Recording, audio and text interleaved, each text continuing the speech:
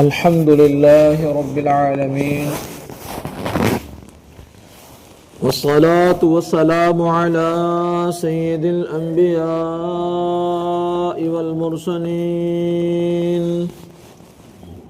أما بعد فأعوذ بالله من الشيطان الرجيم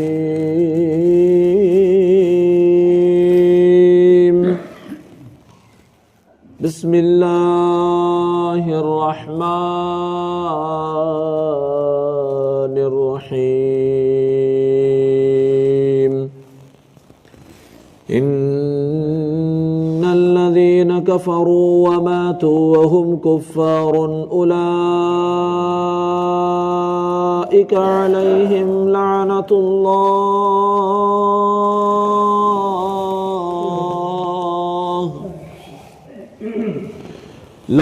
الله والملائكة والناس أجمعين صدق اللہ العظیم۔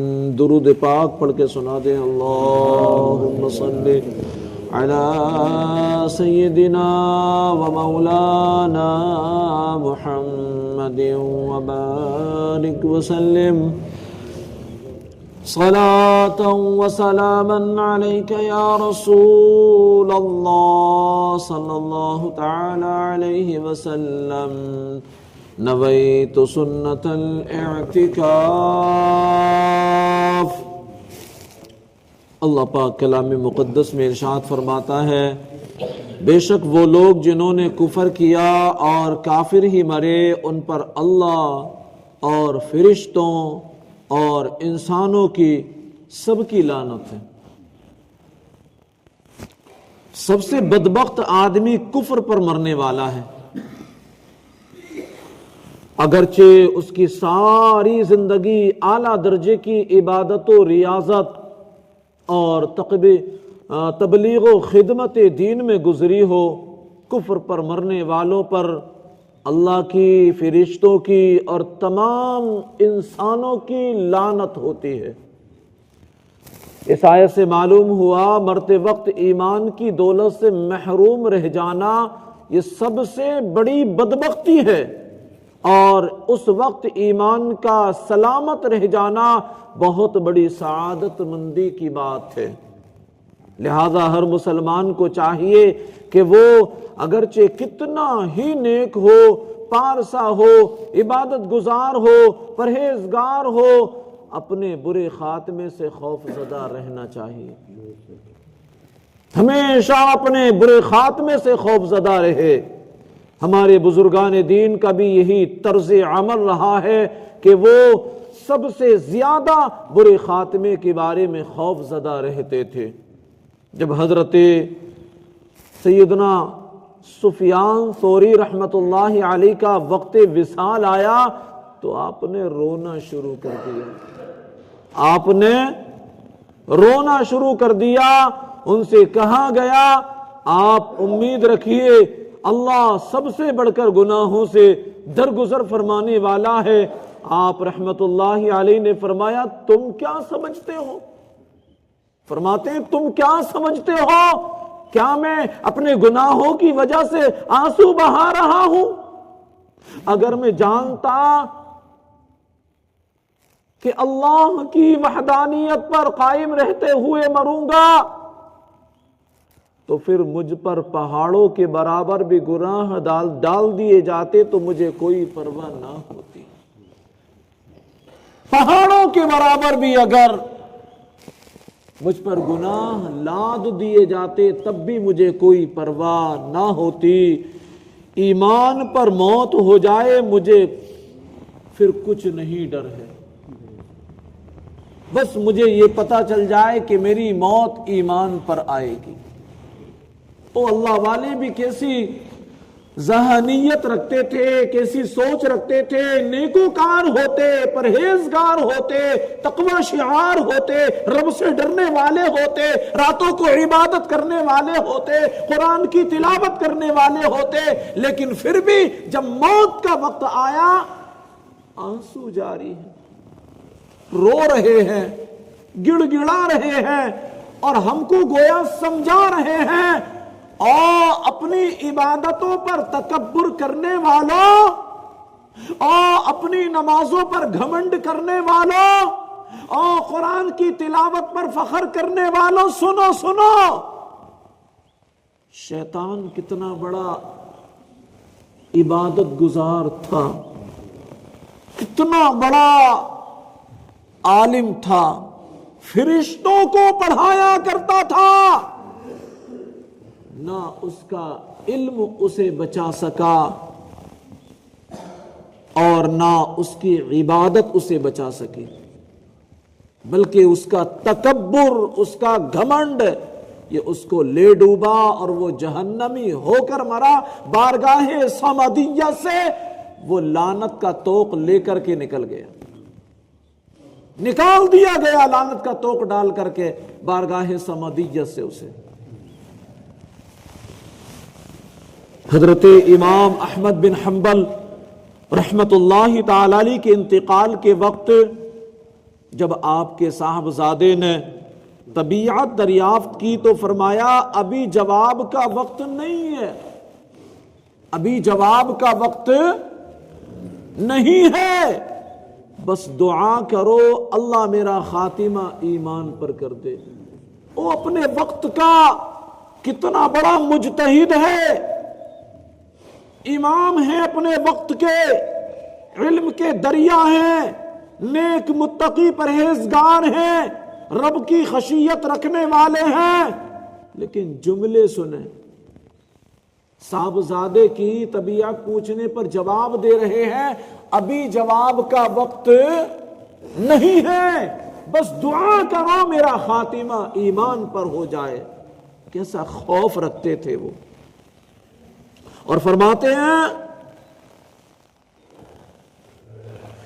کیونکہ ابلیس لعین اپنے سر پر خاک ڈالتے ہوئے مجھ سے کہہ رہا ہے کہ تیرا دنیا سے ایمان سلامت لے جانا میرے لیے باعث ملال ہے، میرے لیے باعث ملال ہے، اور میں اس سے کہہ رہا ہوں ابھی نہیں، ابھی نہیں۔ اور مسلمانوں جملوں پر غور کرو ذرا، وقت کا امام ہے، موت کی سختیاں ہیں، ابلیس لعین سامنے ہے، اور وہ کہہ رہا ہے حملوں پر حملے کر رہا ہے، لیکن یہ اس کے حملوں سے اللہ عز و جل کی رحمت سے بچ گئے، لیکن آخری بار وہ کر رہا ہے کہ آپ کا دنیا سے ایمان سلامت لے جانا میرے لیے باعث ملال ہے۔ تو وقت کا امام کہتا ہے کہ ابھی نہیں، ابھی نہیں، جب تک ایک سانس بھی باقی ہے میں خطرے میں ہوں، ایک سانس بھی جب تک باقی ہے میں خطرے میں ہوں، میں تجھ سے ڈرتا ہوں اور اللہ کی پناہ چاہتا ہوں، میں جب تک پرامن نہیں ہو سکتا جب تک کہ مکمل طریقے سے ایمان کی دولت کے ساتھ اس دنیا سے رخصت نہ ہو جاؤں۔ اور آگے سنو، حضور غوث اعظم، کہہ دو سب لوگ مل کر رحمت اللہ علیہ، اولیاء کے سردار ہیں نا، یہ اولیاء کے سردار ہیں، اور ہم حضور غوث اعظم سے بڑی محبت کرنے والے ہیں، حضور غوث اعظم کا نام پکارنے والے ہیں، بلکہ ہم اللہ کی جناب میں آپ کو وسیلہ بنا کر مدد مانگتے ہیں۔ یہ اولیاء کے سردار ہیں، لیکن خوف خدا کا جو عالم تھا اس کا اندازہ آپ کی طرف سے اس قول سے لگایا جا سکتا ہے کہ آپ نے عید کے دن فرمایا، عید کے دن فرمایا، عید کے دن۔ لوگ کہہ رہے ہیں کل عید ہے، کل عید ہے۔ عید کا دن خوشی کا دن ہوتا ہے نا، عید آتی ہے دل مچل جاتے ہیں، عید آتی ہے آنکھیں خیرہ ہو جاتی ہیں، عید آتی ہے دل مچلنے لگتا ہے، عید آتی ہے ہر شخص کے چہرے پر خوشیاں دوڑنے لگتی ہیں، عید آتی ہے گھر خوشی سے جگمگا اٹھتے ہیں، عید آتی ہے بچہ بچہ خوشی سے جھومنے لگتا ہے، عید آتی ہے خوشی میں ایک دوسرے کو سلام کرتے نظر آتے ہیں۔ سب کہہ رہے ہیں کل عید ہے، کل عید ہے، کل عید ہے۔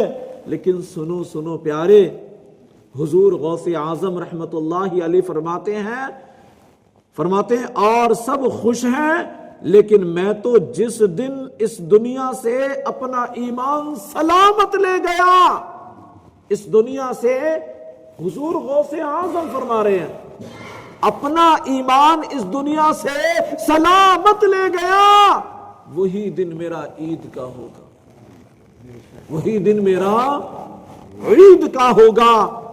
یہاں آیت میں کافروں پر لعنت کی گئی ہے، یہ مسئلہ یاد رکھنا چاہیے، جس شخص کے کفر پر مرنے کا یقین نہ ہو اس پر لعنت نہ کی جائے، اس پر لعنت نہ کی جائے، اور فاسق کا نام لے کر لعنت جائز نہیں، جیسے کہا جائے فلاں شخص پر لعنت ہو، البتہ وصف کے ساتھ لعنت کر سکتے ہیں، جیسے احادیث میں جھوٹوں پر لعنت ہے،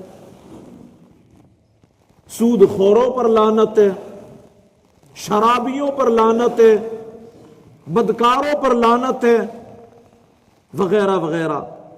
وصف کے اعتبار سے لعنت قرآن پاک میں بھی کی گئی ہے، جیسے جھوٹوں کے بارے میں قرآن پاک میں فرمایا گیا ایک مقام پر لعنت اللہ علی الکاذبین، جھوٹوں پر اللہ کی لعنت ہے،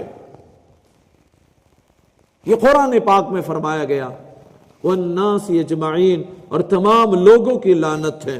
مومن تو کافروں پر لعنت کریں گے ہی، بروز قیامت کافر بھی ایک دوسرے پر لعنت کرتے نظر آئیں گے، کافر بھی جنہوں نے پوری زندگی دنیا کے اندر اللہ اور اس کے رسول سے بغاوت کرتے ہوئے زندگی گزار دی، وہ کفر پر مرا، وہ کافر بھی ایک دوسرے پر قیامت کے دن لعنت کرتے نظر آئیں گے۔ اللہ پاک ہم سب کو اسلام کے مشن کے مطابق زندگی گزارنے کی توفیق عطا فرمائے، عاشقان رسول کی صحبتیں نصیب فرمائے، اور ایمان کے ساتھ ہمارا خاتمہ بالخیر فرمائے، آمین بجاہ النبی الامین صلی اللہ علیہ وسلم۔ الحمدللہ رب العالمین، والصلاة والسلام علی سید الانبیاء والمرسلین۔ یا رب مصطفیٰ رسول کریم صلی اللہ علیہ وسلم کے واسطے ہمارے والدین کی، ساری امت مسلمہ کی مغفرت فرما دے۔ اے اللہ، کلام مقدس کی تلاوت کی، ترجمہ بیان کیا، تفسیر بیان کی، مولا سے اپنی بارگاہ میں قبول فرما لے۔ اے اللہ، ہم سب کو فیضان قرآن سے مالا مال کر دے، قرآن کی پوری ہدایتیں اور برکتیں عطا فرما دے۔ اے اللہ، ہم سب کو تیری رضا والے کاموں میں لگا دے۔ اے اللہ، تیری ناراضگی والے کاموں سے بچا لے۔ مولا، ہم سب کو سنتوں کا پابند بنا دے، نبی پاک صلی اللہ علیہ وسلم سے سچا عشق اور پیار کرنے والا بنا دے۔ اے اللہ، عبادتوں میں ہمارا جی لگا دے، تلاوت قرآن میں جی لگا دے۔ اے اللہ، درود و سلام میں جی لگا دے۔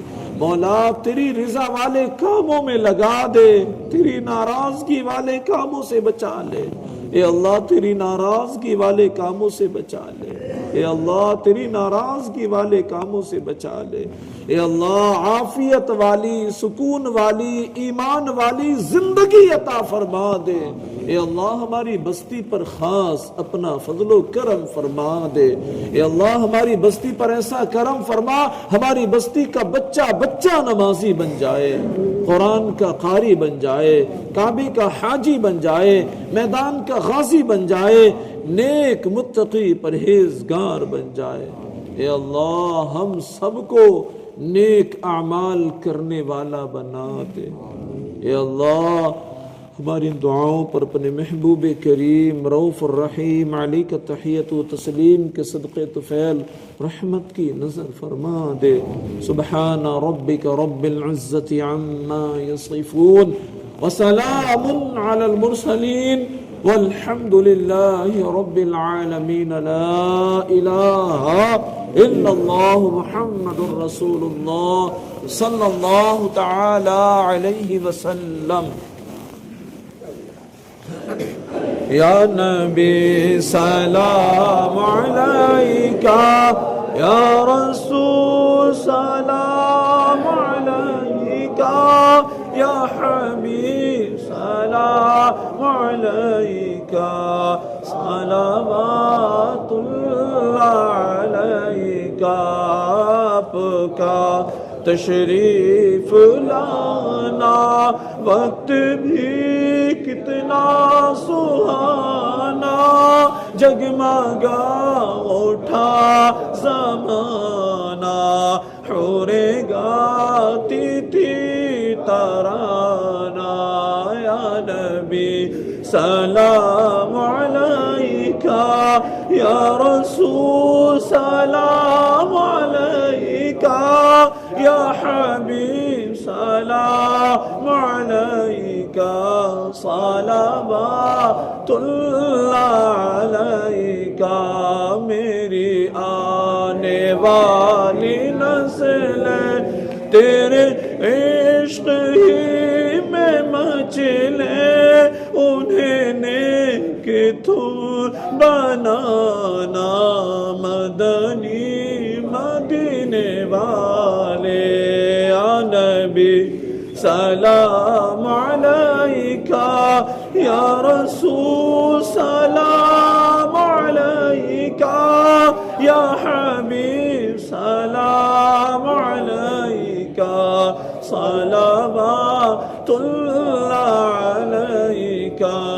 جان کر کافی سہارا لے لیا ہے در تمہارا، خلقوں کے وارث خدا را لو سلام آقا ہمارا۔